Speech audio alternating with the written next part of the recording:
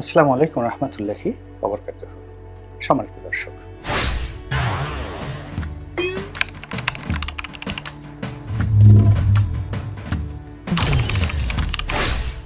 বাংলাদেশের সাবেক প্রধানমন্ত্রী শেখ হাসিনা এখন দিল্লিতে ভারত সরকারের রাষ্ট্রীয় মেহমান রূপে সেখানে আছেন এবং তিনি সেখানে যেভাবে রয়েছেন, এমন রাষ্ট্রীয় গুরুত্ব নিয়ে ভারত সৃষ্টির পর কখনই কোনো বিদেশি মেহমান ভারতে থাকেন।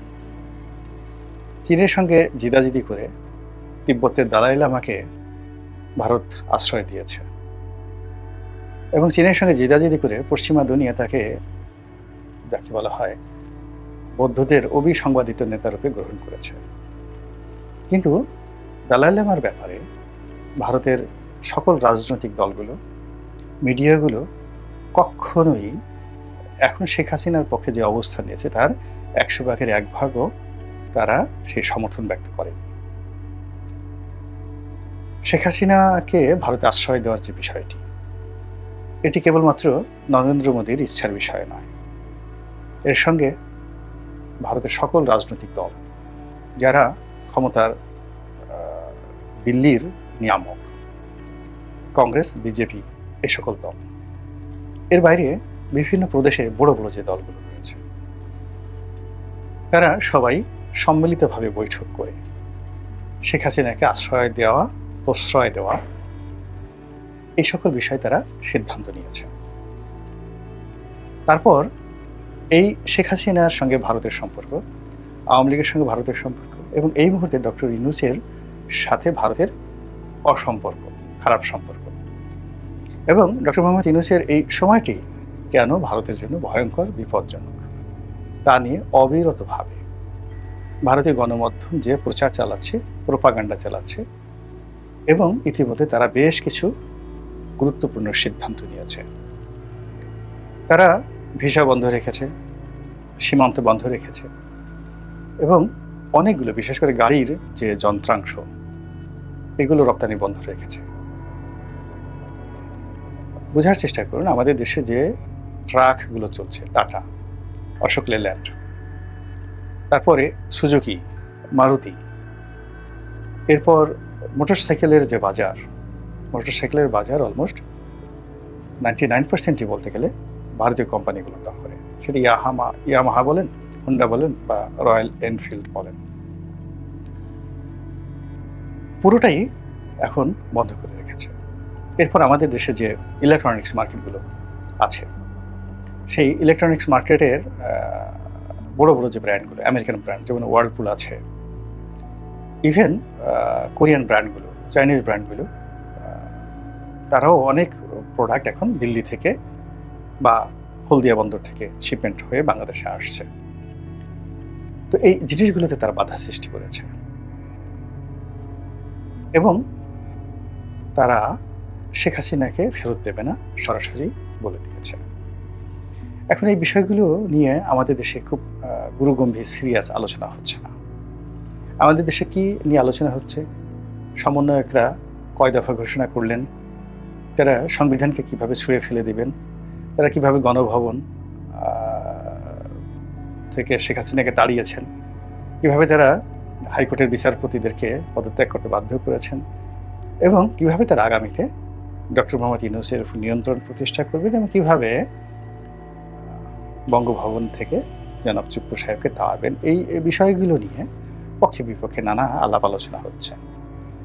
এর বাইরে কিছু অতিরিক্ত কল্পনাপ্রসূত বিষয় দিয়ে আলোচনা হচ্ছে। পাকিস্তানের সঙ্গে বাংলাদেশের সম্পর্ক এবং পাকিস্তানের সাহায্য নিয়ে, সহযোগিতা নিয়ে আমরা কিভাবে ভারতকে মোকাবেলা করব, আমাদের মিলিটারি শক্তি কি করে ভারতের সাথে ভবিষ্যতে যুদ্ধ করবে, এবং আমাদের ইয়াং ফোর্স, তাদেরকে মিলিটারি ট্রেনিং দিয়ে কিভাবে ভারতের মুখোমুখি আমরা দাঁড় করাবো, এগুলো নিয়ে রিটায়ার্ড আর্মি অফিসারদের মধ্যে অনেক নামকরা জেনারেল তারা প্রতিনিয়ত বক্তব্য দিচ্ছে।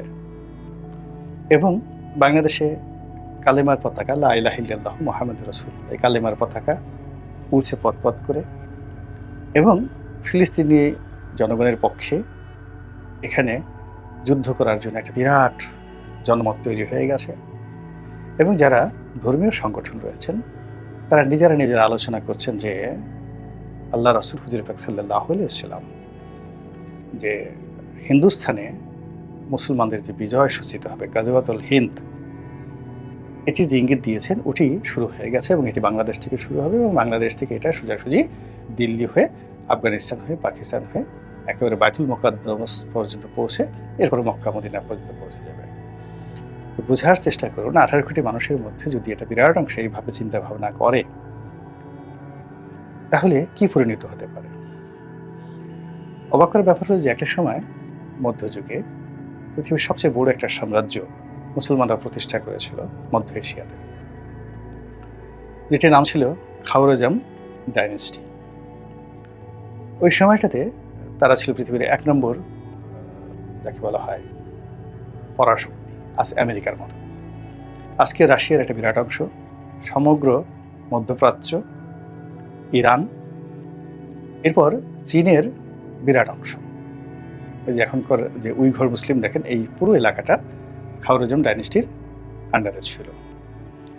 তো এই খাওয়ারজমদের সঙ্গে যখন যুদ্ধ শুরু হলো যাকে বলা হয় চেঙ্গিস খানের, এবং চেঙ্গিস খান যখন আক্রমণ করলেন তখন এই যে ইলিউশন বেশিরভাগ খাওয়ারজম সৈন্য, অর্থাৎ মানে শুধুমাত্র রাজধানী যে কাশগড়, সেখানে তাদের যে সৈন্য ছিল সেই সৈন্য যদি খালি অস্ত্র হাতে তুলে নিত সঙ্গে সঙ্গে কিন্তু ওই দিন 4-5 ঘন্টার মধ্যে চেঙ্গিস খানের বাহিনী শেষ হয়ে যেত। তখনও পর্যন্ত চেঙ্গিস খান কিন্তু ওইরকম কোনো গ্র্যান্ড ভিক্টরি করেনি।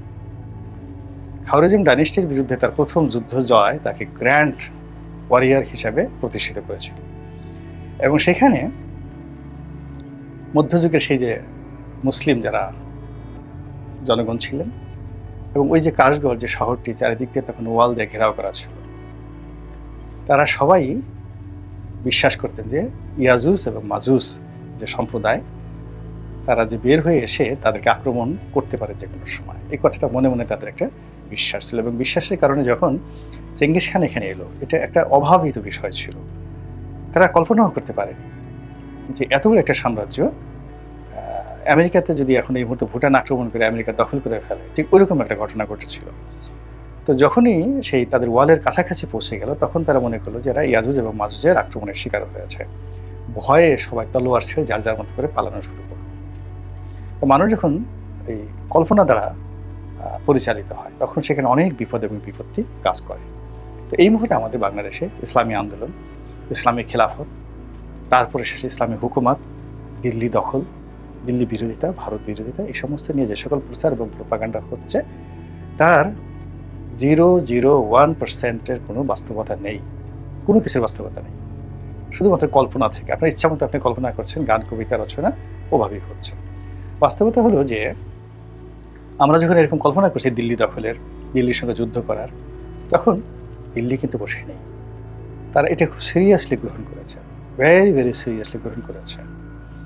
এবং তারা যেভাবে রণবাদ্য বাজাচ্ছে, যেভাবে প্রচারণা করছে এবং যেভাবে পুরো বিষয়টিকে নিজেদের অস্তিত্বের তারা তাকে বলা হয় ভিত্তিমূল হিসেবে গ্রহণ করেছে, তা যদি আমরা এখনও বিচার না করি, বিশ্লেষণ না করি, তাহলে আগামীতে আমাদের জীবনে ওই যে খায়রজমের যে মুসলিম ডাইনেস্টি তাদের যে অবস্থা হয়েছিল ঠিক তদ্রূপ অবস্থা হবে।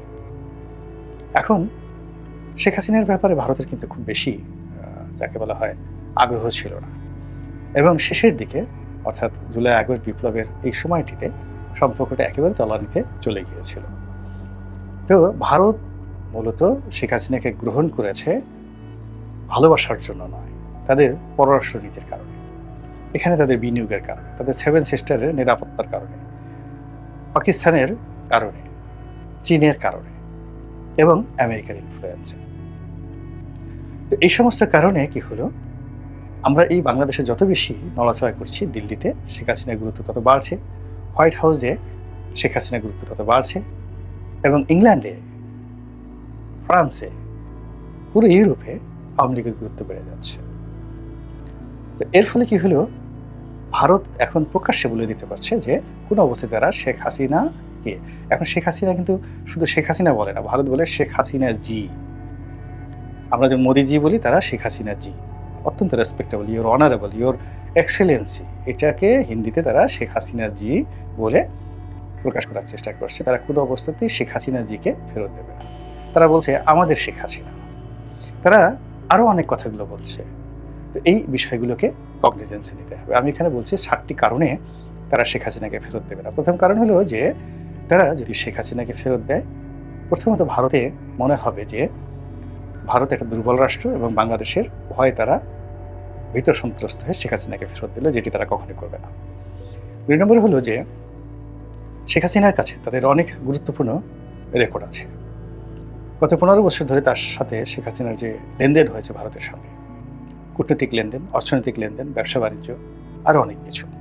তো শেখ হাসিনা যদি বাংলাদেশে আসেন এবং তার বিচার যদি হয় এবং তিনি যদি এই বিষয়গুলো যদি বলে দেন, তাহলে এটি ওয়াটার গেট যে কেলেঙ্কারি ছিল, আমেরিকার ওয়াটার গেট কেলেঙ্কারি, তার চেয়ে নির্মম কেলেঙ্কারি, মোদি কেলেঙ্কারি, অমিত শাহ কেলেঙ্কারিতে পরিণত হবে।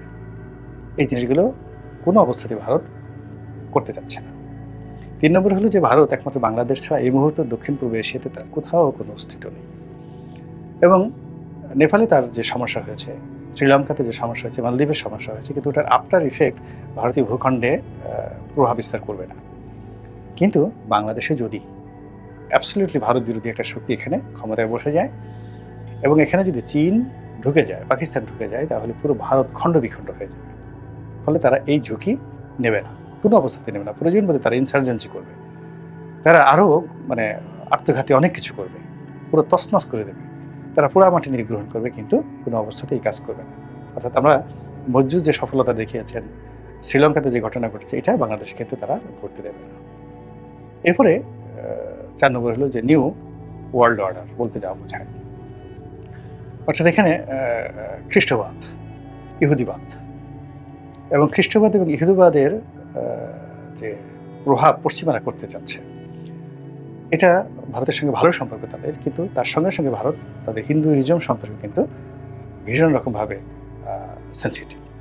এবং ভারত এখন একটা হিন্দু রাষ্ট্র হিসেবে নিজেদেরকে পরিচয় দিচ্ছে। তাদের দেশে কোটি কোটি খ্রিস্টান রয়েছে, বিভিন্ন ধর্মের 12,000-এর মতো ধর্ম রয়েছে এবং প্রায় 11,000-এর মতো ভাষা রয়েছে। এমন ভাষা 11,000, 1100 নয়, যে ভারতের 140 কোটি লোকের মধ্যে এমন লোক আছে 2 জন মাত্র মানুষ তারা পরস্পরের সাথে কথা বলে, এরকম একটা ভাষা আছে ভারতে। তো এরকম একটা বর্ণবৈচিত্র্যময় দেশ, সেখানে বাংলাদেশে যদি পশ্চিমাদের যে মিশন, অর্থাৎ এখানে যদি একটা খ্রিস্টান রাষ্ট্র গঠিত হয়ে যায়, যেটা তারা চক্রান্ত করছে, এবং এটা যদি তারা সফল হয়ে যায়, তাহলে ভারত এরকম অসংখ্য খ্রিস্টান রাষ্ট্র, অসংখ্য বৌদ্ধ রাষ্ট্র, অসংখ্য সেই যাকে বলা হয় দলিত সম্প্রদায়ের রাষ্ট্র তৈরি হয়ে যাবে, খণ্ড বিখণ্ড হয়ে যাবে ব্রিটিশ জমানার মতো, যেটা ভারত কখনোই হতে দেবে না। গেল 4। 5 নম্বর হলো যে এখানে তারা পাকিস্তানকে আর বাড়তে দেবে না, কোনো অবস্থায় তারা পাকিস্তানকে বাড়তে দেবে না। এর কারণ হলো পাকিস্তান যদি বাংলাদেশের জন্য তাদের দেউলিয়া হতে হয়, সেটা তারা করবে। এর কারণ হলো 71-এ পাকিস্তান জাতি যে অপমানিত হয়েছে, লাঞ্ছিত হয়েছে, এবং তাদের 90,000 সৈন্য এই বাংলার মাটিতে ভারতীয় বাহিনীর কাছে আত্মসমর্পণ করেছে পা ধরে, রীতিমতো পা ধরে। সিমলা চুক্তি তাদের ইতিহাসের অন্যতম অপমানজনক একটি চুক্তি। কাজে সেই প্রতিশোধ ঐতিহাসিকভাবে নেওয়ার জন্য এই সময় পাকিস্তান যে চেষ্টা করেছে, এটি তারা করতে দেবে না। ফলে তারা শেখ হাসিনাকে ফেরত দেওয়ার ঝুঁকি নেবে না। 6 নম্বরে যেটা হলো, তারা যে কোনো মূল্যে এখনও আওয়ামী লীগকে তাদের বিশ্বস্ত বন্ধু মনে করছে। শেখ হাসিনাকে হয়তো তারা ফেরত দেবে না বা রাজনীতিতে প্রতিষ্ঠিত করবে, শেখ রেহানাকে করবে বা শেখ পরিবারের কাউকে করবে, এটা ভারত কল্পনা করছে না এখন। কিন্তু তারা যে কোনো মূল্যে আওয়ামী লীগকে রাজনীতিতে সচল রাখতে চাচ্ছে, সেটা সরকারি দল হোক, বিরোধী দল হোক। এই জন্য তারা যদি তাদের হাতের যে অস্ত্রটি রয়েছে, সেই অস্ত্রটি ডক্টর ইউনূসকে দিয়ে দেয়, তখন আর তারা এটা নিয়ে খেলতে পারবে না। এখনও আওয়ামী লীগকে যদি পরিচালনা করতে হয়, যা কিছু করতে হয়, তাহলে চাবিকাঠিটা শেখ হাসিনার হাতে। এখনও টোটাল নেতৃত্বে তাকে কেন্দ্র করে আওয়ামী লীগের মধ্যে যে এক ধরনের উদ্দীপনা আছে, এক ধরনের আশা রয়েছে, আকাঙ্ক্ষা রয়েছে, ওটা কালকে যদি তিনি বাংলাদেশে চলে আসেন এবং তাকে গ্রেপ্তার করা হয়, মুহূর্তের মধ্যে ধপাস করে সেই 75 15 আগস্টের পর আওয়ামী লীগের যে অবস্থা হয়েছিল 3-4 বছরের জন্য আওয়ামী লীগ ঠিক সেই অবস্থার মধ্যে পড়ে যাবে। কিন্তু এখন যেহেতু শেখ হাসিনা নিরাপদে ভারতের জিম্মে আছে, আওয়ামী লীগ স্বপ্ন দেখছে এই টুমরো শেখ হাসিনা চলে আসবে। তো এই স্বপ্নটাকে ভারত জিইয়ে রাখতে চাচ্ছে। আর সবার শেষে 7 নম্বর হলো, শেখ হাসিনা যদি তাদের হাতে থাকে তাহলে ক্ষমতায় বিএনপি আসুক, জামাত আসুক, তারা থাকুক অথবা যা কিছুই হোক না কেন, শেখ হাসিনাকে ব্যবহার করে আওয়ামী লীগকে হাতে রেখে তারা বাংলাদেশ সরকারের সঙ্গে একটা বার্গেনিং করতে পারবে, চমৎকার একটা বার্গেনিং করতে পারবে। এবং দিল্লির যে চাণক্য নীতি, সেই চাণক্য নীতি অনুসারে এই বার্গেনিংয়ের যে অস্ত্রটি, সেই অস্ত্রটি কোনো অবস্থাতেই তারা প্রতিপক্ষের হাতে তুলে দেবে না। মহান আল্লাহ রাব্বুল আলামিন আমাদের সবাইকে হেদায়েত দান করুন এবং হেফাজত করুন। আসসালামু আলাইকুম ওয়া রাহমাতুল্লাহি ওয়া বারাকাতুহু।